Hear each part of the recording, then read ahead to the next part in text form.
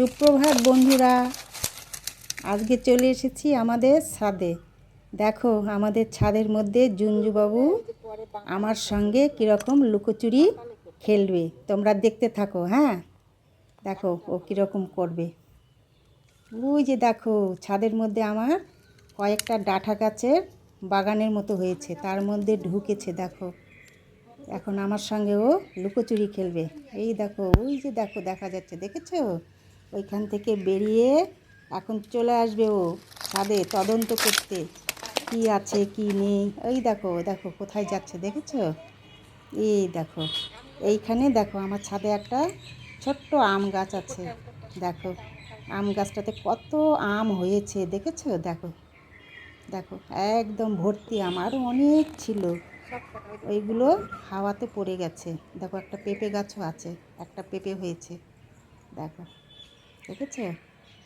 দেখো কত আম হয়েছে, দেখেছো?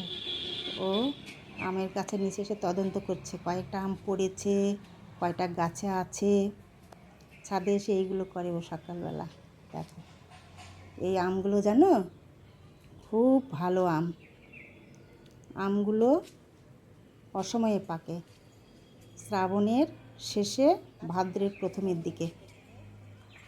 এই আমগুলোর অনেক ওয়েট হয় জানো, একটা আম 500 750 এরকম ওজনের হবে, ইটের মতো ওজন। খুব ভালো আমগুলো। দেখো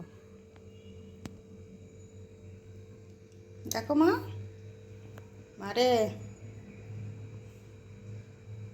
কি দেখছো তুমি? পাখি দেখছো?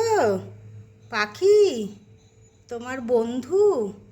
ও বাবা কি সুন্দর করে বসেছে, বাইরের ভিউ দেখছে।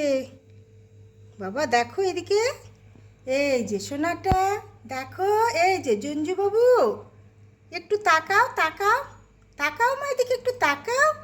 উলি বাপলি তাকাবে না লি। হ্যাঁ হ্যাঁ, এই তো আমার জুঞ্জু তাকিয়েছে। বাহ বাহ।